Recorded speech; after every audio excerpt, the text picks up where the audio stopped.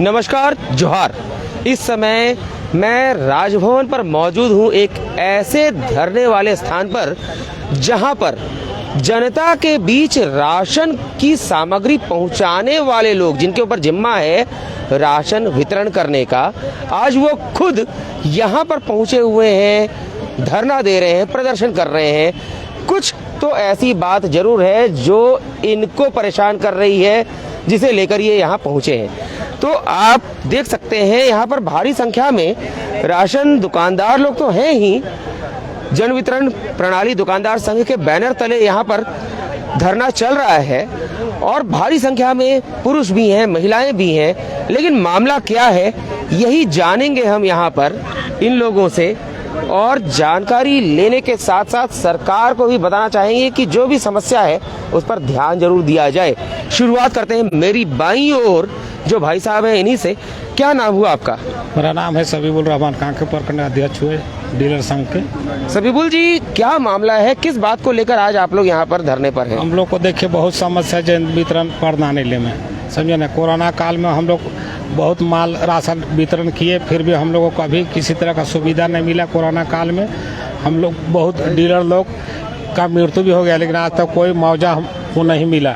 इसलिए हम लोग को मजबूरी आज धरना देना पड़ रहा है। चाहे कि हम लोग को बाल बच्चा टोटल इसी में हम लोग सब एथी रहते हैं, माने वितरण में, और हम लोग का राशन भी सही से नहीं मिलता। जबकि हम लोग का राशन में बोरा में 46 किलो 45 किलो बहुत मुश्किल से 48 किलो होता है। उसके बाद भी हम लोग को चोर कहा जाता है, जबकि गोदाम से ही हम लोग को माल कम दिया जाता है।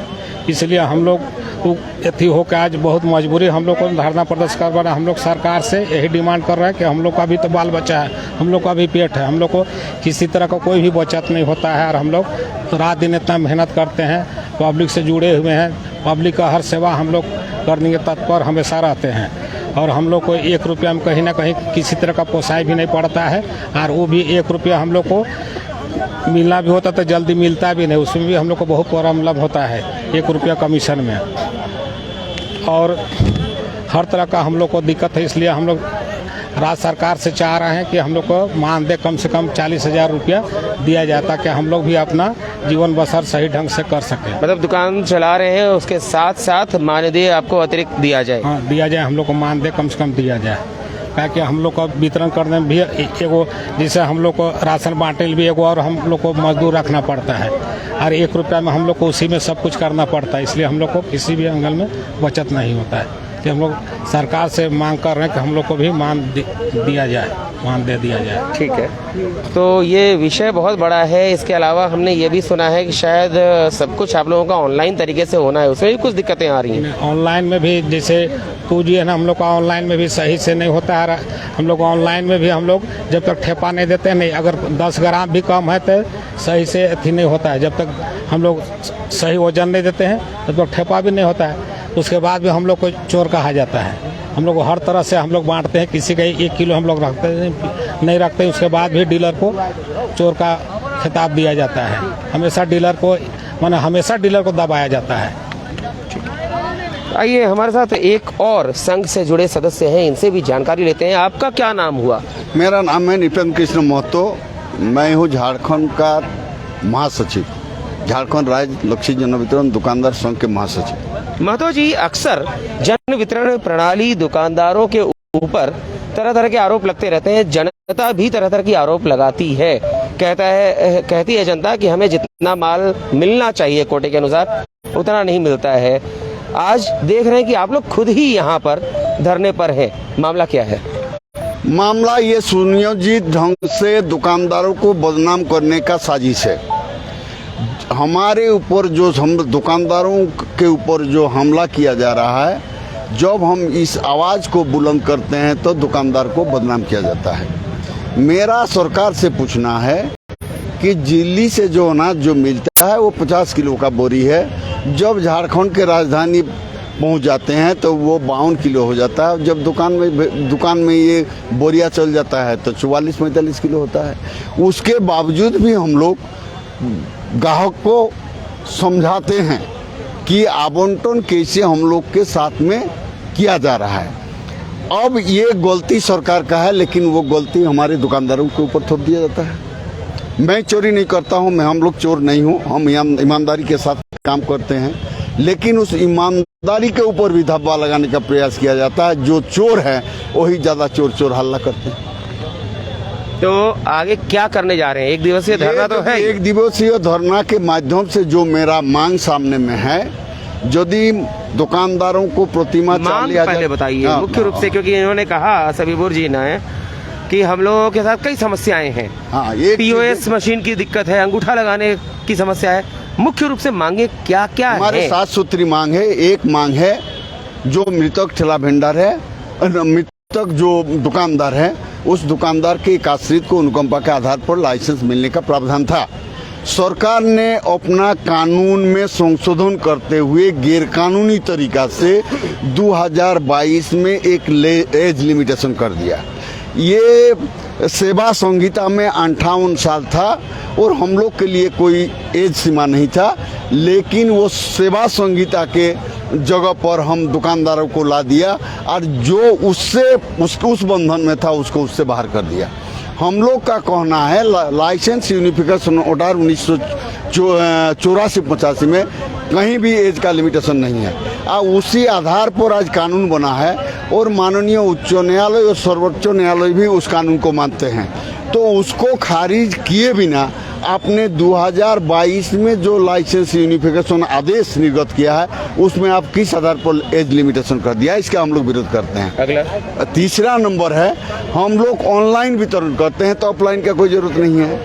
ऑनलाइन में सारी पारदर्शिता सामने में है। सरकार को भी पता है कि दुकानदार कितना अनाज का वितरण किया, उसके बावजूद भी करते हैं कि नहीं ऑफलाइन में आप टिपा दीजिए। एक व्यक्ति से 3-3 टिपा लगवाते हैं, तो ये गलत है। हम लोग का कहना है कि पेपरलेस व्यवस्था को कायम किया जाए। इसलिए जो पार्लियामेंट में पेपरलेस हो सकता है, विधानसभा में पेपरलेस हो सकता है, माननीय उच्च न्यायालय में पेपरलेस हो सकता है, तो ये दुकानदारों के लिए पेपरलेस क्यों नहीं हो सकता है? अगला चौथा मामला है कि ये जो कोरोना के अवधि में जो दुकानदार मरा है उनको आज तक एक नया पैसा भी मुआवजा नहीं मिला है। मेरा सरकार से मांग है जो मरा है उसके आश्रित को अनुकंपा के आधार पर अनुज्ञप्ति मिलना चाहिए और मृतक के आश्रित को कम से कम 50,000 रुपया मुआवजा मिलना चाहिए। ठीक है। 5वां नंबर है कि हम लोग कोविड अवधि में सरकार को बोरा दिए हैं, वो नोटिस देके प्रति बोरिया 23 रुपया के दर से हमसे लिया है, लेकिन आज तक उन्होंने रुपया वापस नहीं किया है।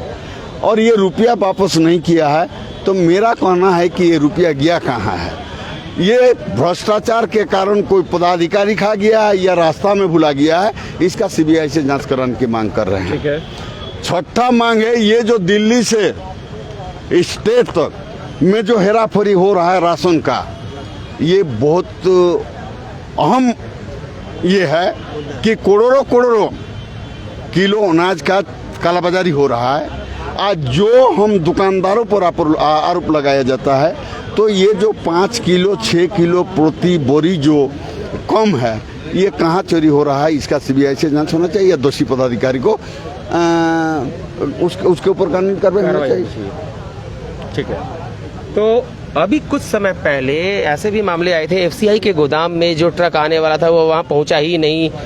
लगभग 47-48 करोड़ की चावल गायब होने का मामला आया था। उन सब विषयों पर क्या कहेंगे आप? ये तो सरकार के सुनियोजित साजिश के तहत होता है, उसके मिलीभगत से होता है। और सरकार यदि सटीक है और उनके लिए जो अनाज भेजा है रास्ता से कहीं गायब हो जाता है तो इसके लिए जिम्मेवार कौन है? सरकार। हम घर के मुखिया, हर घर में यदि चोरी हो जाता है तो जिम्मेवारी मेरा ऊपर है। तो सरकार इसके लिए जिम्मेवार है और सरकार के रहते हुए यदि चोरी हो रहा है तो इसके लिए सरकार को मान लेना चाहिए और इसके लिए आम जनता के नज़दीक माफ़ी ही नहीं, उनको सार्वजनिक जीवन से इस्तीफा दे देना चाहिए और मैं समझता हूं कि उसको जेल के सलाखों में होना चाहिए। राज्य खाद्य आयोग इस विषय पर कुछ भी बोलने से बचता क्यों है? आप लोगों को बचाने के लिए या खुद को बचाने के लिए? खुद को बचाने के लिए करते हैं। और संबंधित मंत्री? अब तो मेरा कहना है कि मंत्री, ये तमाम ब्यूरोक्रेट्स और तंत्र, ये दोनों का मिलीभगत से ही ये होता है। अकेला चना भांड नहीं भाग सकता है। चोरी हो रहा है तो उसका बंटवारा हो रहा है। ये चोरी कहाँ हो रहा है और कौन कर रहा है, ये तो सरकार की जिम्मेवारी है।